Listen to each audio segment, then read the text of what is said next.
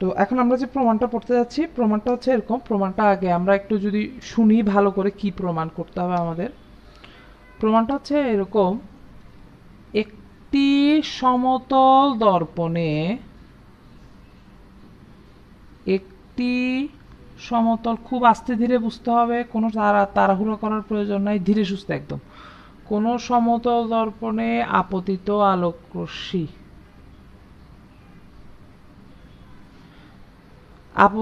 আলোকরশ্মির দিক পরিবর্তন না করে, কোনো সমতল দর্পণে আপতিত আলোকরশ্মির দিক পরিবর্তন না করে যদি দর্পণটিকে থিটা কোণে ঘুরানো হয়, থিটা কোণে ঘুরানো হয় বলতে আমি বুঝাচ্ছি, আমি একটু অন্য কালের সহায়তা নিচ্ছি।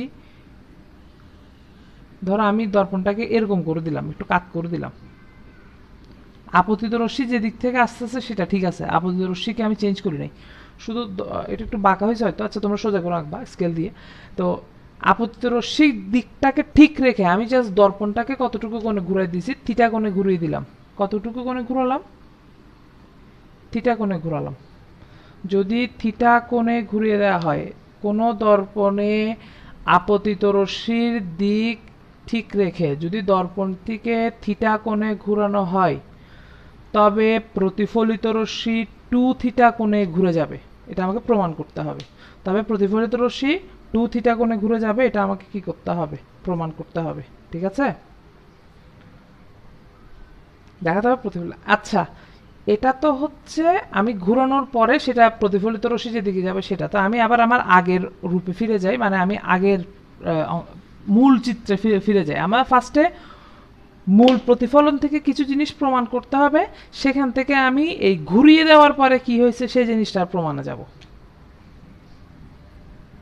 তো এই জিনিসটা প্রায় বিভিন্ন বোর্ড কোশ্চেন আছে, যেমন প্রশ্নটা এইভাবে আসে যে একটা দর্পণে আপতিত রশ্মি 30 ডিগ্রি, ঠিক আছে, 30 ডিগ্রি। তো যদি আচ্ছা আপতিত রশ্মি 30 ডিগ্রি না, যদি বলে যে আপতিত রশ্মির দিক ঠিক রেখে একটা সমতল দর্পণকে যদি 30 ডিগ্রি কোণে ঘোরানো হয়, তাহলে প্রতিফলিত রশ্মি কত কোণে ঘুরে যাবে? তো উত্তরটা হচ্ছে 2 থিটা, মানে 2 ইন্টু 30 ডিগ্রি, তার মানে হচ্ছে 60 ডিগ্রি।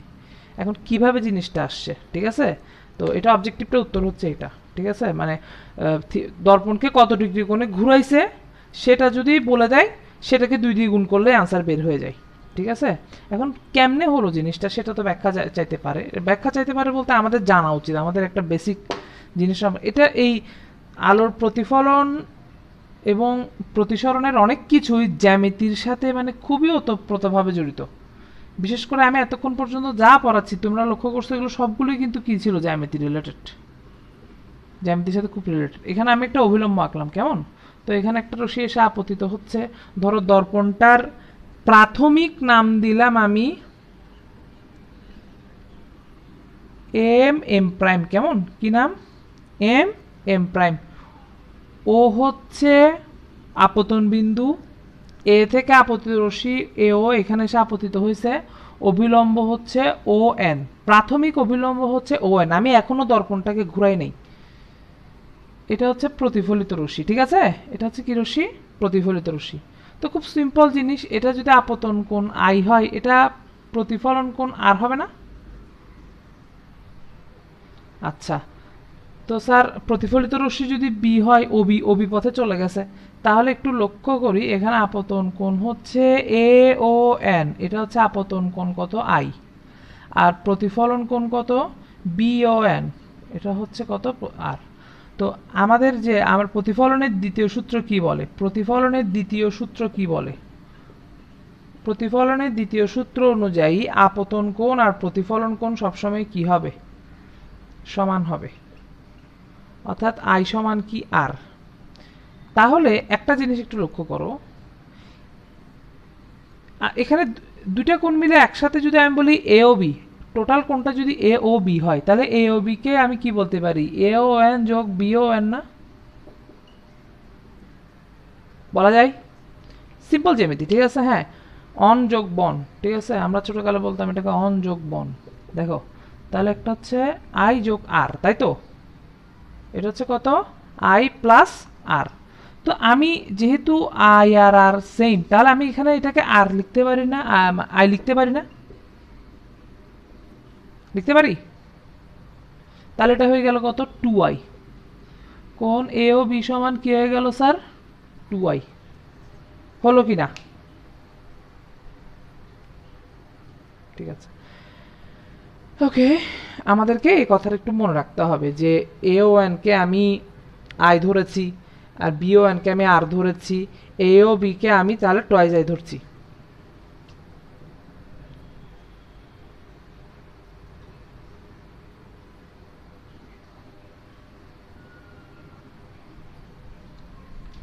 যেহেতু আই ইজ ইকুয়াল টু আর, আর এর জায়গায় আই লিখলে তাহলে কত হয়ে যাচ্ছে, আই প্লাস আই সমান কি হচ্ছে, 2i। আর এর জায়গায় কি বসে দিলাম, আই বসে দিলাম, তাহলে আই প্লাস আই সমান হচ্ছে 2i। আচ্ছা, তাহলে একটু পর্যন্ত আমরা আশা করি মনে রাখতে পারবো, ঠিক আছে। এখন আমাদের একটু, আমরা এখান থেকে যে যে ফাইন্ডিংসগুলো পাইলাম এখানে একটু ছোট করে লিখে রাখি, কারণ আমার মুছে ফেলতে হবে। এ ও এন মান হচ্ছে আই, আর বি ও এন মান হচ্ছে আর, তারপর এ ও বি মান হচ্ছে টয়েস আই। একটুকু আমরা মনে রাখতে পারবো, তাই না? মুছে দিচ্ছি। এখন আমাদের যেতে হবে ওই পরবর্তী অংশে। এখন ধরো আলো আপতিত রশ্মির দিককে পরিবর্তন না করে দর্পণটাকে কতটুকু কোণে ঘুরে দিছে, থিটা কোণে ঘুরে দিল। দর্পণটাকে কতটুকু কোণে ঘুরে দিল, থিটা কোণে ঘুরে দেওয়া হলো, ঠিক আছে। তাহলে এটা যদি থিটা হয়, একটু খুব ভালো করে লক্ষ্য করো, তাহলে এটাও থিটা, কারণ বিপরীত কোণে দুইটা, ঠিক আছে। দুইটা কোণ যদি পরস্পর এভাবে ক্রস করে, ঠিক আছে, তাহলে এটা কি হবে, বিপরীত কোণ হবে না? দুটো বিপরীত কোণ বলে সমান, ঠিক আছে। আচ্ছা, এটা যদি থিটা কোণে ঘুরে যায়, স্যার অভিলম্ব কাকে বলে? অভিলম্ব হচ্ছে যে বিভেদ তলের উপরে লম্ব। তাহলে খুবই স্বাভাবিকভাবে এই যে অভিলম্বটা আছে, এবার অভিলম্বটা আমি একটু ডটেড লাইন দিয়ে আঁকছি, নীল কালি দিয়ে ডটেড লাইন। তাহলে অভিলম্বটাও থিটা কোণে ঘুরে যাবে। অভিলম্বটা কতটুকু কোণে ঘুরবে, থিটা কোণে ঘুরে যাবে, ঠিক না? অবিলম্বটা থিটা কোণে ঘুরে যাবে। তখন আমরা একটা নতুন প্রতিফলিত রশ্মি পাবো। তখন আমরা একটা কি পাবো, নতুন প্রতিফলিত রশ্মি। তো তার নাম দিলাম আমি বি প্রাইম, তার নাম দিলাম আমি কি, বি প্রাইম, ঠিক আছে, মানে ওবি প্রাইম, ঠিক আছে। প্রতিফলিত রশ্মিটার নাম হচ্ছে ওবি প্রাইম। আগেরটা কত ছিল, ওবি। আমাকে দেখাতে হবে প্রমাণের সাথে, আমাকে যেহেতু বলেছে যে প্রতিফলিত রশ্মি 2 গুণ ঘুরে যাবে, দর্পণকে যতটুকু কোণে ঘোরাবো প্রতিফলিত রশ্মি তার দ্বিগুণ পরিমাণ ঘুরে যাবে, ঠিক আছে। এটা যেহেতু দেখাতে বলছে, আমাকে দেখাতে হবে এই আগের প্রতিফলিত রশ্মির থেকে বর্তমান প্রতিফলিত রশ্মি, মানে এই যে উৎপন্ন কোণটা বি ও বি প্রাইম, এটা আগের প্রতিফলিত রশ্মি আর বর্তমান প্রতিফলিত রশ্মির মধ্যবর্তী কোণ, মানে বি ও বি প্রাইম দেখাতে হবে 2 থিটা। আমাকে দেখাতে হবে বি ও বি প্রাইম সমান কি, 2 থিটা। এটা আমাকে প্রমাণ করতে হবে। তো এটা একটু মনে রাখি, বি ও বি প্রাইম সমান 2 থিটা দেখাতে হবে আমাকে। যদি দর্পণটিকে থিটা কোণে ঘোরানো হয়,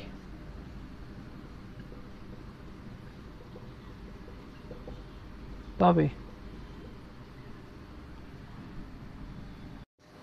নতুন প্রতিফলন, মানে আগের অভিলম্ব ছিল ও এন, আর নতুন অভিলম্ব হলো ও এন প্রাইম, তাদের মধ্যবর্তী কোণ হচ্ছে থিটা। তাহলে এটাকে বলা যায় কোণ এন ও এন প্রাইম সমান হচ্ছে থিটা বলা যায়। এন ও এন প্রাইম সমান কি বলা যায়, থিটা বলা যায়, ঠিক আছে। আচ্ছা, খুব সাবধানে আমাদেরকে একটু দেখতে হবে, ঠিক আছে। তাহলে আগে যেটা আপতন কোণ ছিল এ ও এন, আমরা জানি আপতন কোণ কাকে বলে, আপতিত রশ্মি অভিলম্বের সাথে যে কোণ উৎপন্ন করে তাকে কি বলা হয়, আপতন কোণ বলা হয়, তাই না? তাহলে এখন আগের আপতন কোণ ছিল এ ও এন, তাই না? আগের আপতন কোণ ছিল এ ও এন, আমি এখানে লিখে রেখেছি। তাহলে নতুন আপতন কোণ কি হবে, এ ও এন প্রাইম হবে না নতুন আপতন কোণ, কারণ নতুন অভিলম্ব যেহেতু ও এন প্রাইম। নতুন অভিলম্ব যদি, যেহেতু নতুন অভিলম্ব, কারণ আমি ঘুরানোর সাথে সাথে অভিলম্ব চেঞ্জ হয়ে গেছে, নতুন অভিলম্ব অনুযায়ী নতুন অভিলম্ব ও এন প্রাইম হওয়ায় নতুন আপতন কোণ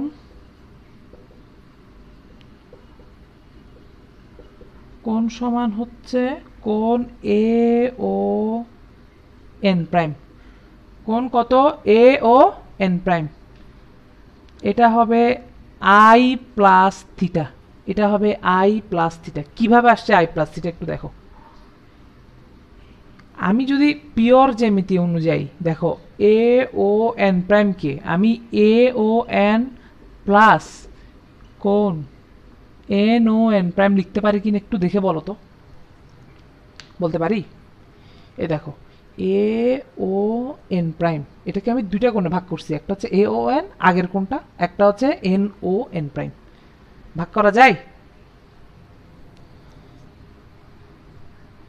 এ ও এন প্রাইমকে দুইটা ভাগে ভাগ করলাম আমরা, এ ও এন আর একটা হচ্ছে এন ও এন প্রাইম, ঠিক আছে? দুইটার যোগফল হচ্ছে বড় কোণটা এ O N prime.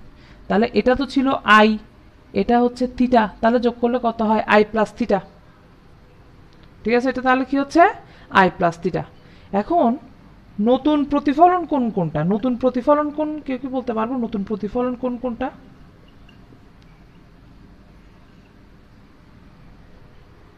N prime O B prime, ঠিক আছে, very good. N prime O B prime, মানে তোমরা গেস করতে পারছো আশা করি N prime O B prime, যারা যারা মানে গেস করতে পারতেছো তারা হচ্ছে একদম ভেরি গুড, গুড ওয়ার্ক।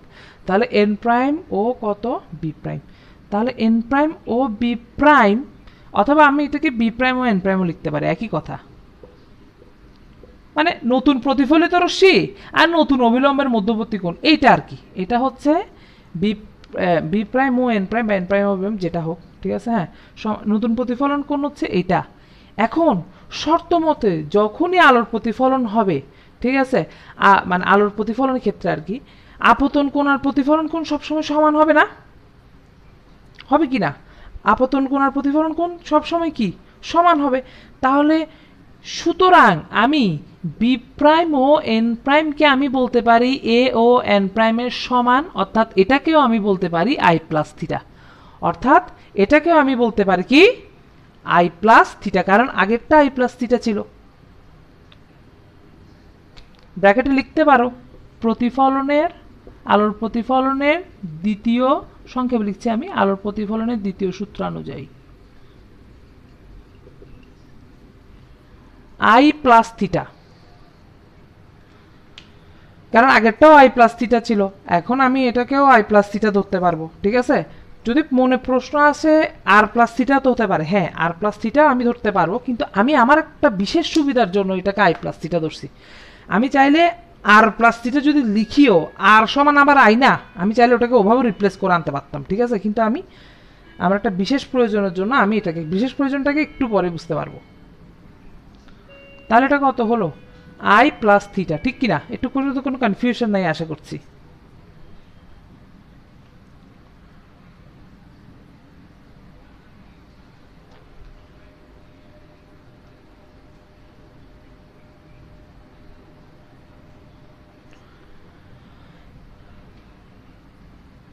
তাহলে একটু পর্যন্ত আগে স্ক্রিনশট তুলতে হলে স্ক্রিনশট তুলে নাও, বা যদি খাতে তুলে নিতে হলে খাতে তুলে নাও, ঠিক আছে?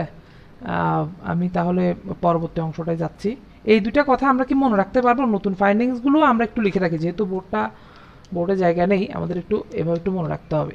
এ ও এন প্রাইম সমান হচ্ছে B prime O N prime, এই দুটার মানই হচ্ছে আই প্লাস থিটা, দুটার মানই হচ্ছে আই প্লাস থিটা। আচ্ছা ঠিক আছে, এইটাই মনে রাখলে হবে, শুধু মুছছি আমি।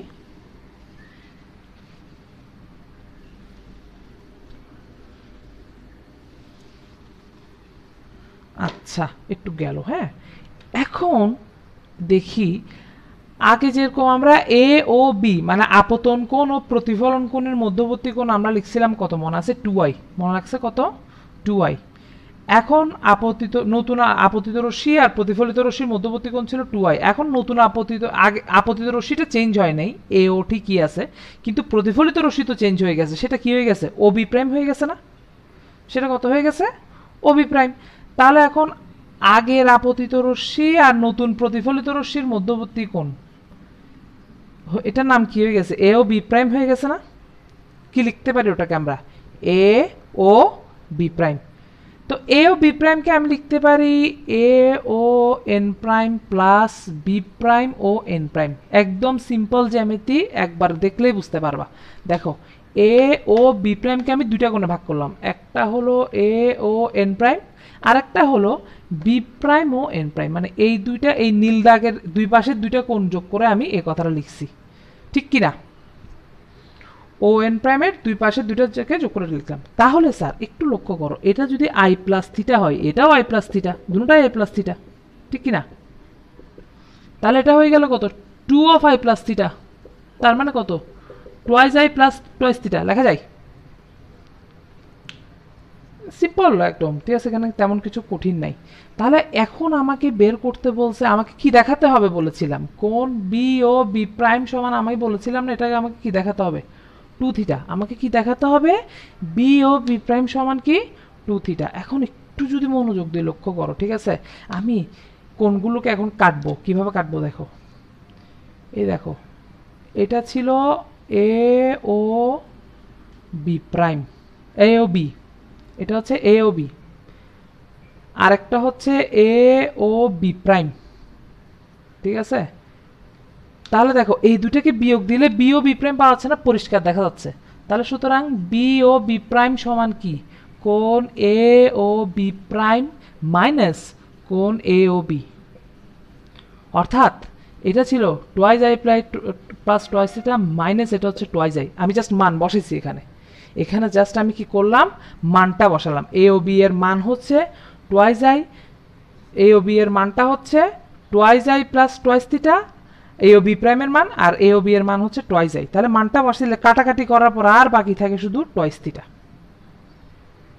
আর বাকি থাকে শুধু কি টোয়াইস থিটা, ঠিক আছে। আমি আবার একবার বলছি, এ ও বি প্রাইম হচ্ছে এ ও এন প্রাইম আর বি প্রাইম ও এন প্রাইমের যোগফল, ঠিক আছে।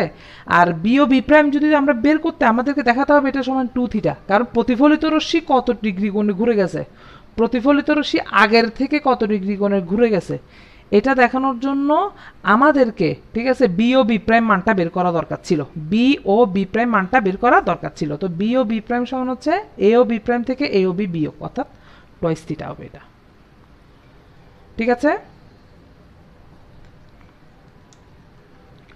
ওকে, তাহলে আশা করি টুক পর্যন্ত সবাই বুঝতে পারছো, ঠিক আছে, আশা করি টুক পর্যন্ত সবাই বুঝতে পেরেছো। তো এটা সবাই একটু তুলে নাও, এবং সবাই জিনিসটাকে খুব বেশি করে ভালো করে একটু প্র্যাকটিস করতে হবে।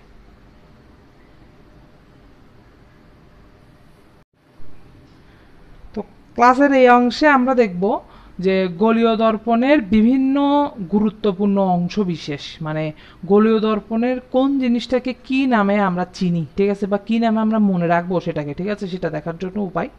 তো গোলীয় দর্পণ হচ্ছে তোমার দুই রকম। গোলীয় দর্পণ মানে হচ্ছে যে, মানে সমতল দর্পণ তো ছিল একদম ফ্ল্যাট তল, ঠিক আছে,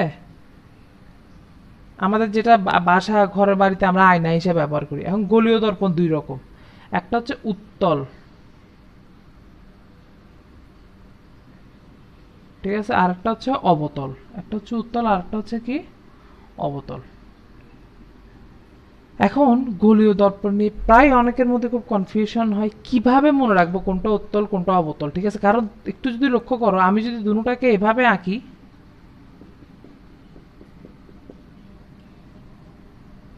ঠিক আছে, হঠাৎ করে দেখলে একটু কনফিউশন হয়ে যেতে পারে, মানে দুটার মধ্যে পার্থক্যটা আসলে কোথায়, ঠিক আছে।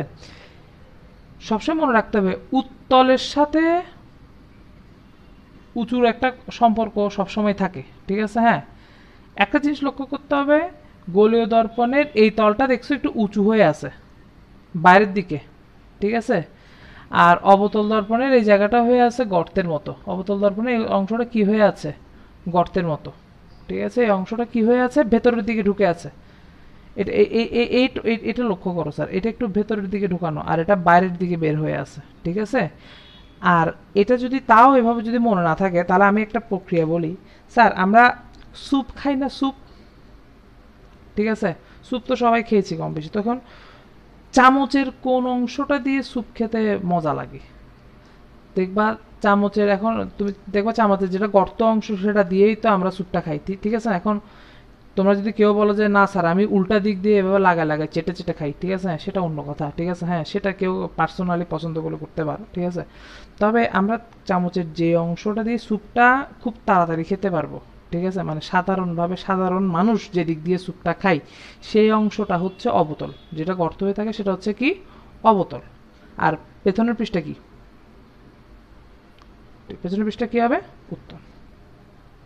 তো এভাবে আমরা মনে রাখার চেষ্টা করব, ঠিক আছে। তাহলে উত্তল, এখন আমরা দর্পণের বিভিন্ন অংশগুলো সম্পর্কে একটু পরিচিত হব। উত্তল দর্পণে কোনটা কি, কোনটাকে কি বলে, কোনটাকে কীরকম, এদের এদের বেশ কি সংজ্ঞা আছে, সংজ্ঞাগুলো জানতে হবে, ঠিক আছে, তাহলে আমাদের এগুলোকে লোকেট করতে সুবিধা হবে। ফার্স্টে আমরা অবতল দর্পণ দিয়ে শুরু করি, গোলীয় দর্পণ। এটা হচ্ছে একটা অবতল দর্পণ। কেমন? প্রথমে আমরা, ঠিক আছে, অবতল দর্পণের মেরু কাকে বলে সেটাকে আঁকছি। মেরু অবতল দর্পণের গায়ের উপরে অবস্থিত এটা, ঠিক আছে। এটার সংজ্ঞাটা হচ্ছে এরকম: অবতল দর্পণের সবচেয়ে নিচু যে বিন্দু তাকে বলা হয় তোমার মেরু। অবতল দর্পণের সবচেয়ে নিচু যে বিন্দু আর উত্তল দর্পণের যেটা সবচেয়ে উঁচু বিন্দু সেটাকে বলা হয় মেরু। এখন তোমরা বলতে পারো স্যার এটা তো সবচেয়ে নিচু বিন্দু, তো এটা হওয়ার কথা, আর সবচেয়ে উঁচু বিন্দু তো এটা হওয়ার কথা, আপনি মাঝখানে কেন ধরতেছেন? ঠিক আছে, মেরুর আর একটা সংজ্ঞা আছে। মেরুকে বলা হয় গোলীয় দর্পণের প্রতিফলক পৃষ্ঠের মধ্যবিন্দুকে মেরু বলে। গোলীয় দর্পণের প্রতিফলক পৃষ্ঠের মধ্যবিন্দুকে কি বলে? মেরু বলে, ঠিক আছে। এখন উঁচু নিচু জিনিসটা আমরা তখনই বুঝতে পারবো যখন দর্পণটাকে আমরা একটু এভাবে রাখবো, ঠিক আছে, মানে শুয়ে রাখার মতো করে শুয়ে রাখবো। দেখো এটা হচ্ছে অবতল দর্পণ আর এটা হচ্ছে উত্তল দর্পণ। তাহলে এর সবচেয়ে উঁচু বিন্দু হচ্ছে মাঝখানেরটা মধ্যবিন্দু, আর এর সবচেয়ে নিচু বিন্দু তাহলে কি তাও মাঝখানেরটা, ঠিক আছে, সবচেয়ে নিচু বিন্দু এটা হবে, ঠিক আছে। সেজন্যই আসলে এই জায়গাটা থেকে বলা হয় উত্তল দর্পণের সবচেয়ে উঁচু বিন্দু আর অবতল দর্পণের সবচেয়ে কি বিন্দু? নিচু বিন্দু। এই দুইটা বিন্দুকে বলা হয় কি? মেরু, ঠিক আছে, এগুলোকে বলা হয় মেরু। তাহলে আমরা মেরু সংখ্যাটা এইভাবে লিখব: গোলীয় দর্পণের প্রতিফলক পৃষ্ঠের মধ্যবিন্দুকে বলা হয় মেরু, ঠিক আছে। অর্থাৎ উত্তল দর্পণের ক্ষেত্রে সবচেয়ে উঁচু বিন্দু আর অবতল দর্পণের সবচেয়ে নিচু বিন্দুকে মেরু বলা হয়। প্রতিফলক পৃষ্ঠের মধ্যবিন্দুকে মেরু বলে, অর্থাৎ উত্তল দর্পণের সবচেয়ে উঁচু বিন্দুটিকে এবং অবতল দর্পণের সবচেয়ে নিচু বিন্দুটিকে মেরু বলা হয়।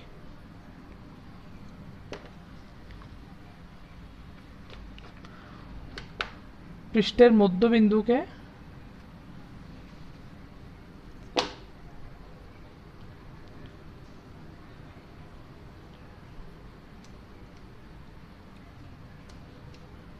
আচ্ছা, এখন মেরুর পর মেরুকে আমরা পি দ্বারা প্রকাশ করি। পোল, পোল থেকে পি কথাটা আসছে। পোল মানে মেরু, ঠিক আছে, পোল কথাটা থেকে পি কথাটা আসছে। এবার আমরা দেখব বক্রতার কেন্দ্র, ঠিক আছে, আমরা দেখব এটা কি? বক্রতার কেন্দ্র, ঠিক আছে। বক্রতার কেন্দ্র কাকে বলে? আচ্ছা স্যার লক্ষ্য করো, আমরা তো দর্পণ বানাই নিশ্চয়ই কাঁচ কেটে, ঠিক আছে, কাঁচ কেটেই তো আমাদের দর্পণ বানাতে হয়, ঠিক আছে। তো দর্পণ বানানোর মূল প্রক্রিয়াটা কি? একটা কাঁচের বল থাকে, মানে গোলীয় দর্পণগুলো কাঁচের বল, সেটাকে কেটে ফেলা হয়, সেটা থেকে উত্তল দর্পণ হোক বা অবতল দর্পণ হোক সেই অংশবিশেষ কাটা হয়। কাটার পরে সেটাকে কি করা হয়? সেটার পেছনে সিলভার মানে পাড়া দেওয়া আর কি, ঠিক আছে, রূপার প্রলেপটা দেওয়া হয়। রূপার প্রলেপ দেওয়ার পরে সেটা দর্পণে পরিণত হয়, ঠিক আছে। তাহলে এখন এই অবতল দর্পণটা নিশ্চয়ই কোনো না কোনো কাচের গোলক থেকে কেটে বানানো হয়েছে, তাই না? এই কাচের পৃষ্ঠ নিশ্চয়ই কোনো কাচের বল থেকে কেটে বানানো হয়েছে, ঠিক আছে। এটাও কিন্তু কোনো না কোনো কাচের বল থেকে কেটে বানানো হয়েছে, ঠিক আছে। এখন ধরো আমি একটা কাচের বল আঁকলাম, ঠিক আছে, এটা একটা গোলক, কাচের গোলক। তো কাচের গোলকটা একটা কেন্দ্র থাকবে না? নিশ্চয়ই একটা কেন্দ্র থাকবে।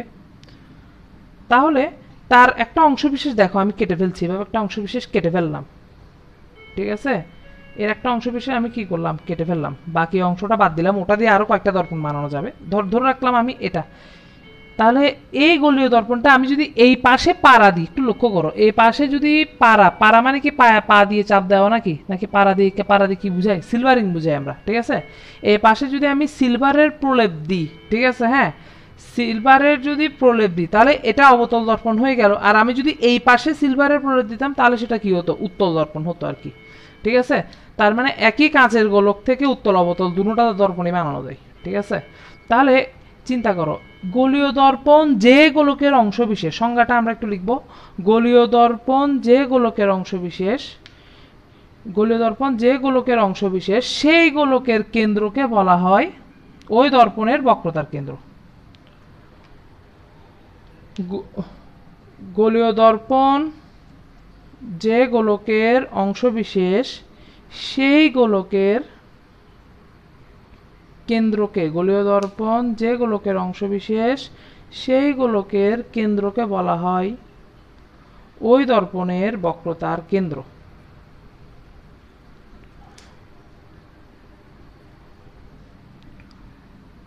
সেই গোলীয় দর্পণ যে গোলকের অংশবিশেষ সেই গোলকের কেন্দ্রকে বলা হয় ওই দর্পণের বক্রতার কেন্দ্র।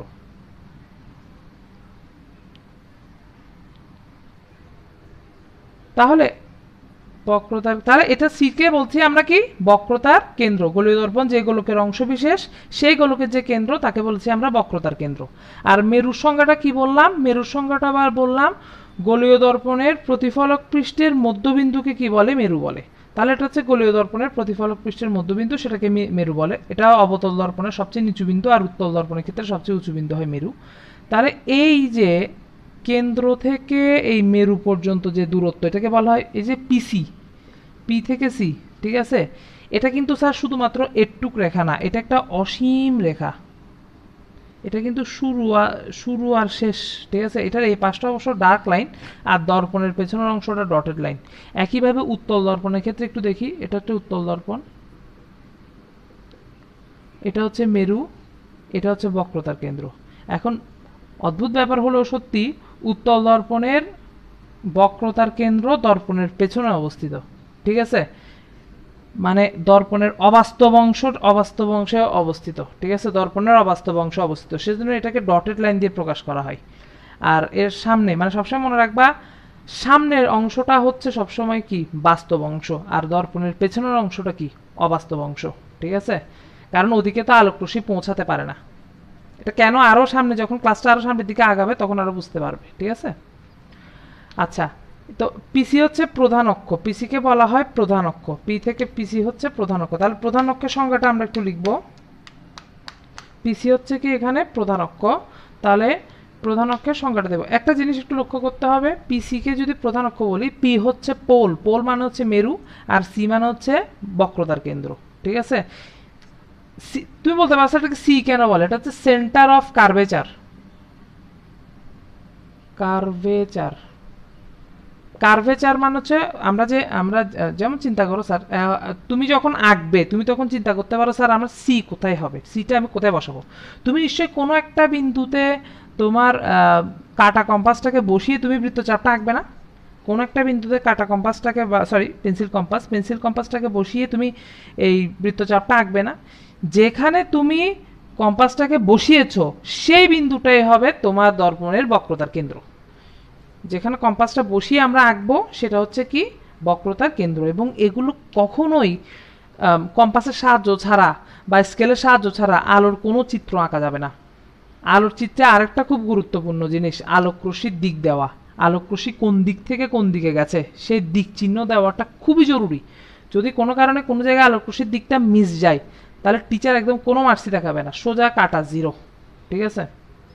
আচ্ছা, এখন প্রধান অক্ষের সংখ্যাটা লিখবো। গোলীয় দর্পণের মেরু, গোলীয় দর্পণের মেরু, আমি একটু আস্তে আস্তে বলছি যাতে মনে রাখতে সুবিধা হয়, বুঝতে সুবিধা হয়। গোলীয় দর্পণের মেরু ও বক্রতার কেন্দ্রগামী, গোলীয় দর্পণের মেরু আর বক্রতার কেন্দ্রগামী অসীম দৈর্ঘ্যের সরল রেখা,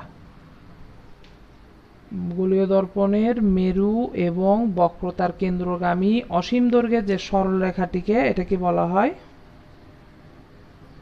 প্রধান অক্ষ।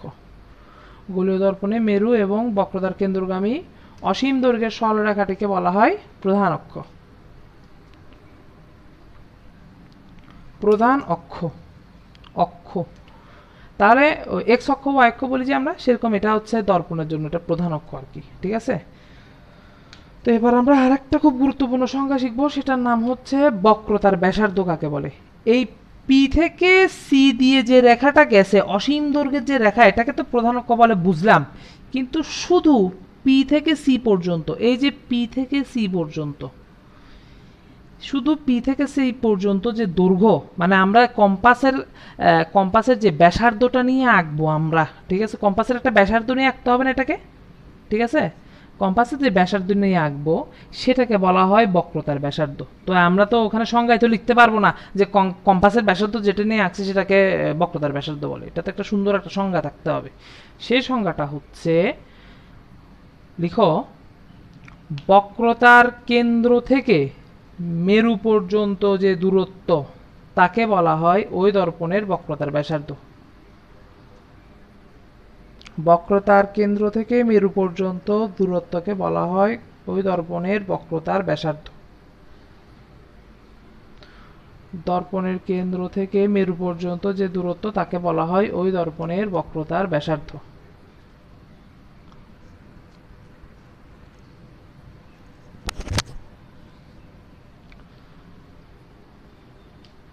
এটার আরেকটা সংজ্ঞা আছে, ঠিক আছে, সংজ্ঞাটা একবার শুনো একটু, ঠিক আছে, জাস্ট মনে রাখার জন্য এটা যথেষ্ট হবে। স্যার, গোলীয় দর্পণকে আমি নিশ্চয়ই আগে যেটা বলছিলাম, বক্রতার কেন্দ্রের সংজ্ঞাটা যেভাবে দিয়েছিলাম, গোলীয় দর্পণ যে গোলকের অংশবিশেষ সেই গোলকের কেন্দ্রকে বলা হয় বক্রতার কেন্দ্র। একইভাবে এটাকেও বলা যায়, গোলীয় দর্পণ যে গোলকের অংশবিশেষ, যে গোলক থেকে কেটে আমি গোলীয় দর্পণ বানাচ্ছি, সেই গোলকের যে ব্যাসার্ধ সেটাকে বলা হয় ওই দর্পণের বক্রতার ব্যাসার্ধ। গোলীয় দর্পণ যে গোলকের অংশবিশেষ, সেই গোলকের ব্যাসার্ধকে বলা হয় ওই দর্পণের বক্রতার ব্যাসার্ধ। গোলীয় দর্পণ যে গোলকের অংশবিশেষ, সেই গোলকের ব্যাসার্ধকে বলা হয় ওই দর্পণের বক্রতার ব্যাসার্ধ। আমি একটু বারবার কথাগুলো বলছি কারণ এটা যাতে একদম মাথায় প্রিন্ট হয়ে যায়, জিনিসগুলো মাথার মধ্যে একদম যাতে ছেপে যায়। কারণ এরপরে আমরা যখনই কোনো এগুলোর উপর বেসিস করে আমাদের প্রায় 6টা 7টা চিত্র একেবারে আত্মস্থ হয়ে যেতে হবে, ঠিক আছে। তো 7টা চিত্রগুলো আঁকার জন্য এগুলোর ডিটেলসগুলো খুব দরকার। সেজন্য আমি আবার বলছি যে গোলীয় দর্পণ যে গোলকের অংশবিশেষ, সেই গোলকের ব্যাসার্ধকে বলা হয় ওই দর্পণের বক্রতার ব্যাসার্ধ। তো এবার আসতেছি মোস্ট ইম্পর্টেন্ট সংজ্ঞা, ঠিক আছে, সেটা হচ্ছে ফোকাস কাকে বলে। ফোকাস, ঠিক আছে, তোমরা অনেক সময় এই শব্দটা শুনেছো, ফোকাস কাকে বলে। ফোকাস মানে হচ্ছে কোনো, আমরা সবসময় বলতে বুঝে যে ফোকাস, যেমন আমাদেরকে বলা হয় পড়াশোনায় ফোকাস করো, এই কথাটা বেশিরভাগ সময় বলা হয়, তোমার কাজে ফোকাস করো, এটা প্রায় শুনি আমরা।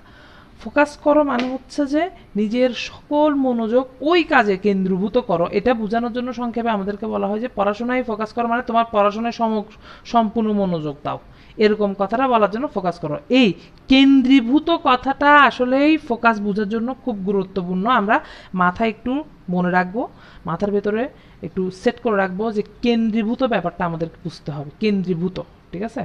এখন আমরা দেখি, এখন স্যার দর্পণের একটা বৈশিষ্ট্য আছে, এটাও একটু মনে রাখতে হবে, এটা তাহলে ফোকাস শেখার জন্য আমাদের। তাহলে এটা কি দর্পণ আঁকলাম একটু বলো তো, কমেন্ট করো তো, এটা কি দর্পণ আঁকলাম আমি, উত্তল না অবতল?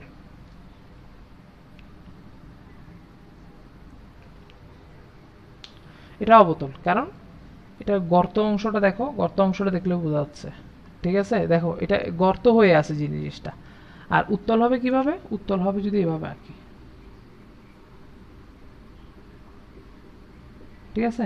আমাদের নেক্সট ক্লাসে আমরা একটা জিনিস খুব বিশদভাবে আলোচনা করব, সেটা হচ্ছে গোলীয় দর্পণে প্রতিফলনেরও 3টা রুলস আছে, এরকম সূত্র বলে না অ্যাকচুয়ালি, ঠিক আছে, এগুলোকে বলা হয় গোলীয় দর্পণের প্রতিফলনের ক্ষেত্রে গোলীয় দর্পণ 3টা কথা সবসময় মেনে চলে, ঠিক আছে। এটা আমাদের নেক্সট ক্লাসের আলোচ্য বিষয় হবে। তবে আজকে আমরা সেখান থেকে শুধু একটা লাইন আমি একটু শেয়ার করছি। স্যার, এটা যদি পোল হয়, এটা যদি সি হয়, মানে বক্রতার কেন্দ্র হয়, তো এইগামী যে অসীম দৈর্ঘ্যের যে সরলরেখাটা, অসীম দৈর্ঘ্যের যে সরলরেখা, সেটার নাম কি বলেছিলাম যে আমি? কি বলেছিলাম? এটার নাম হচ্ছে কি প্রধান অক্ষ নাকি? এটার নাম কি? প্রধান অক্ষ। প্রধান অক্ষ, এটার নাম হচ্ছে প্রধান অক্ষ। সবসময় একটা কথা মনে রাখতে হবে, প্রধান অক্ষের সমান্তরালে যদি কোনো রশ্মি এসে পড়ে, কি বলেছি? প্রধান অক্ষের সমান্তরালে যদি কোনো রশ্মি দর্পণে এসে আপতিত হয়, আমি সমান্তরালগুলো লাগছে হয়তো একটু বাঁকা লাগছে কারণ স্কেলের সাহায্য ছাড়া রাখছি, তোমরা অবশ্যই স্কেলের সাহায্য নিয়ে আঁকবে। প্রধান অক্ষের সমান্তরালে কোনো রশ্মি যদি দর্পণে এসে আপতিত হয়, ঠিক আছে, তাহলে সেটি অবশ্যই ফোকাস দিয়ে যাবে। তবে সেটি অবশ্যই কি দিয়ে যাবে? ফোকাস দিয়ে যাবে। এটা হচ্ছে ফোকাস। এটাকে এফ দ্বারা প্রকাশ করা হয়, ঠিক আছে, এটাকে এফ দ্বারা। এখন মজার ব্যাপার হলো, এটা তো ফোকাস দিয়ে যাচ্ছে, কিন্তু এই যে উত্তল দর্পণের ফোকাস তো হচ্ছে দর্পণের পেছনে, উত্তল দর্পণের ফোকাস তো হচ্ছে অবাস্তব ফোকাস, ঠিক আছে, তোমরা লক্ষ্য করছো কিনা জানি না। অবতল দর্পণের বক্রতার ব্যাসার্ধ পড়ছে তোমার বাস্তব দিকে, আর উত্তল দর্পণের তোমার কি বলবো, উত্তল দর্পণের যে বক্রতার ব্যাসার্ধ, ঠিক আছে, উত্তল দর্পণের বক্রতার ব্যাসার্ধটা পড়ছে দর্পণের পেছনে, মানে কি অবাস্তব অংশে, ঠিক আছে। তাহলে এটার তো ফোকাস তো হবে অবাস্তব অংশের উপরে, ঠিক আছে। তাহলে এটা কেমনে, এটা ফোকাসটা দিয়ে কিভাবে যাবে বা কেমনে আমি ফোকাসটা লোকেট করব, সেটা বোঝা যায় একটা সংজ্ঞা থেকে, ঠিক আছে। সংজ্ঞাটা আমি খুব আস্তে আস্তে বলছি, এটা আমাদের সামনে একটু লেখা থাকতে হবে, লেখা থাকলে আমাদের ফোকাস জিনিসটা বুঝতে খুব সুবিধা হবে, ঠিক আছে। তা আমি বলছি, বলার সাথে সাথে লিখতে থাকো, ঠিক আছে, যাতে আমি পরবর্তী অংশে যখন প্রোগ্রেস করব তখন যাতে লেখাটা দেখে আমার বোর্ডের আঁকার সাথে তোমরা কম্পেয়ার করতে পারো, ঠিক আছে। সেজন্য আমি বলছি, গোলীয় দর্পণে, খুব দ্রুত লিখতে হবে, গোলীয় দর্পণে প্রধান অক্ষের নিকটবর্তী ও সমান্তরাল রশ্মিগুচ্ছ, গোলীয় দর্পণে প্রধান অক্ষের নিকটবর্তী ও সমান্তরাল রশ্মিগুচ্ছ,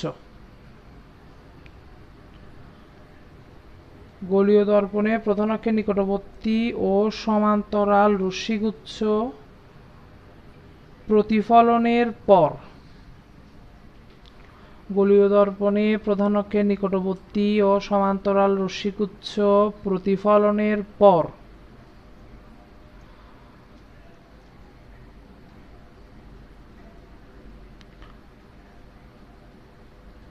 প্রধান অক্ষের উপরস্থ, গোলীয় দর্পণের নিকটবর্তী ও সমান্তরাল রশ্মিগুচ্ছ প্রতিফলনের পর প্রধান অক্ষের উপরস্থ যে বিন্দুতে মিলিত হয়, প্রধান অক্ষের উপরস্থ যে বিন্দুতে মিলিত হয়, অথবা প্রধান অক্ষের উপরস্থ যে বিন্দুতে মিলিত হয়, অথবা যে বিন্দু থেকে ছড়িয়ে পড়ছে বলে মনে হয়, অথবা যে বিন্দু থেকে ছড়িয়ে পড়ছে বলে মনে হয়, গোলীয় দর্পণের প্রধান অক্ষের নিকটবর্তী ও সমান্তরাল রশ্মিগুচ্ছ প্রতিফলনের পর প্রধান অক্ষের উপরস্থ যে বিন্দুতে মিলিত হয়, অথবা যে বিন্দু থেকে ছড়িয়ে পড়ছে বলে মনে হয়, তাকে ওই দর্পণের প্রধান ফোকাস বলে, তাকে ওই দর্পণের প্রধান ফোকাস বলে, তাকে ওই দর্পণের প্রধান ফোকাস বলে, তাকে ওই দর্পণের কি বলা হয়? প্রধান ফোকাস বলে। আশা করি লিখতে পারছো, ঠিক আছে। তাহলে আমি আরেকবার একটু রিপিট করছি, গোলীয় দর্পণের প্রধান অক্ষের নিকটবর্তী ও সমান্তরাল রশ্মিগুচ্ছ দর্পণে প্রতিফলনের পর প্রধান অক্ষের উপরস্থ যে বিন্দু দিয়ে যায়, অথবা প্রধান অক্ষের উপরস্থ যে বিন্দু দিয়ে যায়, অথবা যে বিন্দু থেকে কি বললাম, যে বিন্দু থেকে ছড়িয়ে পড়ছে বলে মনে হয়, তাকে বলা হয় ওই দর্পণের প্রধান ফোকাস, তাকে বলা হয় ওই দর্পণের কি? প্রধান ফোকাস। তাহলে দেখি আমরা এখানে সংজ্ঞাটা একটু দেখব। ধরো গোলীয় দর্পণের নিকটবর্তী সমান্তরাল রশ্মিগুচ্ছ, মানে ধরো প্রধান অক্ষের নিকটবর্তী আর সমান্তরাল অনেকগুলো রশ্মি আসছে, ধরো এরা পরস্পর সমান্তরাল আসছে, আসার পর প্রতিফলিত হয়ে প্রধান অক্ষের উপরে যে বিন্দুটা দিয়ে যাচ্ছে, সবাই একটা বিন্দু দিয়েই যাবে, সে একটা বিন্দুর নামই হচ্ছে ফোকাস বা প্রধান ফোকাস, সে একটা বিন্দুর নামই হচ্ছে কি? ফোকাস বা প্রধান ফোকাস। তো অবতল দর্পণেরটা বুঝতে একটু ইজি, কারণ অবতল দর্পণেরটা প্রতিফলনের পর বোঝা যাচ্ছে এটা এখানে এফ বিন্দু দিয়ে একটা বিন্দু দিয়েই যাবে, কারণ ওদের মুখ সে যেভাবে মুখ করে আছে, ঠিক আছে, সেটাতে বোঝা যায় যে সেটা প্রধান ফোকাস দিয়েই যাবে। কিন্তু উত্তল দর্পণে কি হয় আমরা এখন একটু দেখব। প্রধান অক্ষের নিকটবর্তী আর সমান্তরাল ধর অনেকগুলো রশ্মি আসছে, এখন এদের কি হবে? এখন উত্তল দর্পণের তলটা যেভাবে মানে মুখ করা, তাহলে এর উপর আপতিত আলোক রশ্মি তো প্রতিফলিত হয়ে বাইরের দিকে চলে যাবে, তাই না? এগুলো প্রতিফলিত হয়ে কোন দিকে চলে যাবে? বাইরের দিকে চলে যাবে, ঠিক আছে। আর অবতল দর্পণের ক্ষেত্রে কি হয়? অবতল দর্পণের ক্ষেত্রে সেটা আপতিত হয়ে ভেতরের দিকে আসতেছে। আপতিত হয়ে কোন দিকে আসতেছে? এটা ভেতরের দিকে আসতেছে। উত্তল দর্পণ সেটা বাইরের দিকে ছড়িয়ে পড়বে, সেজন্য ওখানে একটা কথা লেখা আছে, যে বিন্দু থেকে ছড়িয়ে পড়ছে বলে মনে হয়। সংজ্ঞায় কিন্তু লিখেছি না? একটু দেখো তো। তাহলে এরা এমন ভাবে ছড়িয়ে পড়বে, প্রত্যেকে এমন ভাবে ছড়িয়ে পড়বে যেন মনে হবে, প্রত্যেকে এমন ভাবে ছড়িয়ে পড়বে যেন মনে হবে এটা ফোকাস থেকে আসতেছে। আলোটা কোত্থেকে আসতেছে? ছড়িয়ে পড়ার রশ্মিটা যেন ফোকাস থেকে আসতেছে। আমি একটু স্কেলের সাহায্য ছাড়া আঁকছি, তোমরা স্কেলের সাহায্য দিয়ে আঁকার সময় যাতে এগুলো অবশ্যই সোজা সোজা হয়, যেন এমনভাবে প্রতিফলিত হবে যেন মনে হবে, ঠিক আছে, ফোকাস থেকে আলোক রশ্মিগুলো ছড়িয়ে পড়ছে, ঠিক আছে, যেন মনে হবে ফোকাস থেকে আলোক রশ্মিগুলো ছড়িয়ে পড়ছে, একটি বিন্দু থেকে আলোক রশ্মিগুলো ছড়িয়ে পড়ছে। যেন টর্চ লাইটে যেরকম হয়, টর্চ লাইট যদি অন্ধকার কোনো জায়গায় আমরা ধরি, মনে হয় না একটা বিন্দু থেকে আলোকগুলো বের হয়েছে, ওরকম। যদিও টর্চ লাইট এই মেকানিজমে কাজ করে না, টর্চ লাইট অন্য জিনিস, ঠিক আছে, আমি এমনি উদাহরণস্বরূপ টানলাম আর কি। এক বিন্দু থেকে আলোক রশ্মিগুলো ছড়িয়ে পড়ছে বলে মনে হয়, ঠিক আছে, আর এটা মনে হচ্ছে এক বিন্দুতে এসে মিলিত হচ্ছে বলে মনে হয়, ঠিক আছে।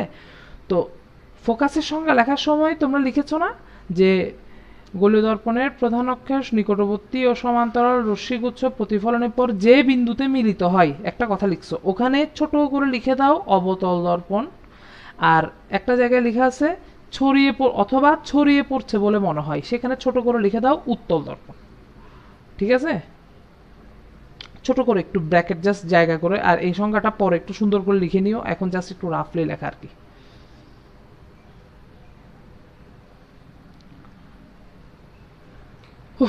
তাহলে আশা করি ফোকাস কি বোঝা গেছে নাকি? তো দেখো স্যার, আমরা যে পড়ালেখাটা বা আমাদেরকে যে কথাটা বলে যে তোমরা পড়ালেখায় মনোযোগ দাও, পড়ালেখায় ফোকাস করো, তার মানে কেন্দ্রীভূত করার কথা বলছে। এটা কেন্দ্রীভূত হচ্ছে না, সব আলোক রশ্মি এসে এক জায়গায় এসে কেন্দ্রীভূত হচ্ছে না, বা এটা এক বিন্দু থেকে ছড়িয়ে পড়ছে না, ঠিক আছে। তো এই ধর্মটা আমরা আগে দেখছিলাম, ঠিক আছে, আমরা একটা একটা কাহিনী জানি অনেকেই, যে আর্কিমিডিস রোমান জাহাজে ওই আতসী কাঁচ দিয়ে আগুন লাগাই দিছিল, কথাটা মনে আছে? আশা করি মনে আছে। তো এটা ম্যাগনিফাইং গ্লাসও কিন্তু এই ধরনের একটা বৈশিষ্ট্য শো করে। প্রধান অক্ষের সমান্তরালে আপতিত রশ্মিগুলো যদি সূর্যের আলোক রশ্মি ম্যাগনিফাইং গ্লাসে তুমি যদি এটাকে এক বিন্দুতে কেন্দ্রীভূত করতে পারো, তুমি ওই বিন্দুতে আগুন লাগাই দিতে পারবা, ঠিক আছে। ওই বিন্দুতে কি করা সম্ভব? আগুন লাগিয়ে দেওয়া সম্ভব। কোন একটা আতসী কাঁচ, ঠিক আছে, এটা এক্সপেরিমেন্টটা করার সময় সাবধান, গায়ে হাতে আগুন লাগলে আমি দায়ী না, ঠিক আছে। একটা কোনো একটা আতসী কাঁচ যদি প্রচণ্ড রোদের তাপের উপরে ধরো, ঠিক আছে, এবং সাথে সামনে যদি একটা কাগজ ধরো, ঠিক আছে, তাহলে দেখা যাবে কাগজে তুমি যদি আলোক রশ্মিটাকে কেন্দ্রীভূত করতে পারো ঠিক মতো, তাহলে ওই জায়গাটায় কিন্তু আগুন লাগানো সম্ভব সূর্যের আলো থেকে, ঠিক আছে। অথবা আগুন না লাগুক, ওইটা যদি কোনো একটা কারো গায়ে অথবা হাতে পায়ে যদি ওই ওই ওই আলোক রশ্মিটা পড়ে, সে কিন্তু খুব উত্তাপ ফিল করবে হাতের ওই জায়গাটায়, ঠিক আছে, অনেক বেশি মানে তীব্রভাবে এসে আঘাত করবে আলোক রশ্মি এবং অনেক বেশি হিট অনুভব করবে সে। তাহলে ফোকাসের সংজ্ঞাটা আশা করি বুঝছি। এবার আমরা দেখব ফোকাস দূরত্ব কাকে বলে। এটা খুব ইজি সংজ্ঞা, একবার শুনলেই পারবে। ফোকাস থেকে মেরু পর্যন্ত যে দূরত্ব, মেরু থেকে ফোকাস পর্যন্ত যে দূরত্ব, তাকে বলা হয় ফোকাস দূরত্ব। সবসময় মনে রাখবা, সবসময় কথাটা আজকে বলতেছি, একদম মাথায় সেট করে রাখো, দর্পণে সব কিছু দূরত্ব হিসাব করতে হয় মেরু থেকে। গোলীয় দর্পণে সবসময় সকল দূরত্ব সবসময় মেজার করতে হয় সবসময় মেরু থেকে, মেরু থেকে কত দূরত্বে আছে জিনিসটা, ঠিক আছে। তো মেরু থেকে যেমন অবতল দর্পণের ক্ষেত্রে দেখো, মেরু থেকে ফোকাসটা কিন্তু পড়ছে বাস্তব দিকে, কোন পাশে পড়ছে? বাস্তব সাইডে। আর উত্তল দর্পণে সেটা পড়ছে অবাস্তব সাইডে। তো সেটার জন্য বলা হয় অবতল দর্পণের ফোকাস হচ্ছে, অবতল দর্পণের ফোকাসকে বলে বাস্তব ফোকাস। এটা কি ফোকাস? বাস্তব ফোকাস। এজন্য এই ফোকাস দূরত্বের মান সবসময় পজিটিভ ধরা হয়। এই ফোকাস দূরত্বের মান সবসময় কি ধরা হয়? পজিটিভ, প্লাস ধরে, ঠিক আছে। আর উত্তল দর্পণের ফোকাসকে বলা হয় অবাস্তব ফোকাস, ঠিক আছে। এটাকে সেজন্য সবসময় কি ধরা হয়? নেগেটিভ ধরা হয়। এটাকে সবসময় কি ধরা হয়? নেগেটিভ ধরা হয়। এটা খুবই গুরুত্বপূর্ণ দুইটা তথ্য মাথায় একটু সেট করে রাখো। অবতল দর্পণের ফোকাস দূরত্ব হচ্ছে ধনাত্মক, এটাকে বাস্তব ফোকাস, ধনাত্মক ফোকাস অনেক কিছু বলে। আর উত্তল দর্পণের ফোকাসটা হচ্ছে তোমার অবাস্তব ফোকাস, বা এটাকে ঋণাত্মক ফোকাসও অনেকে বলে, ঠিক আছে। ক্ষেত্র বিশেষে এরকম হয়, ঠিক আছে। আর এখন একটা ছোট্ট একটা সংজ্ঞা বাকি আছে, সেটা হচ্ছে ফোকাস তল, ঠিক আছে। ফোকাস তল কাকে বলে?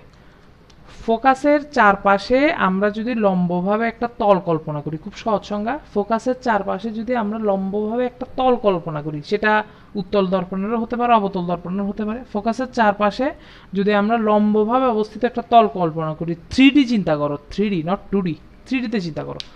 ধরো এটা হচ্ছে, ধরো এই কলমটার মাথায় একটা দর্পণ আছে, কেমন? তো এটা হচ্ছে এটা ফোকাস তল কাকে বলে বলছিলাম আমি। তো এখানে ধরো এখানে হচ্ছে একটা এটার ফোকাসটা হচ্ছে এই বিন্দুটা, এন্ড পয়েন্টটা হচ্ছে এর চারপাশে যদি আমি একটা তল কল্পনা করি, 3Dতে চিন্তা করে চারপাশে আমি একটা তল কল্পনা করছি, সেটাকে বলা হচ্ছে ফোকাস তল। সেটাকে বলা হচ্ছে কি? ফোকাস তল।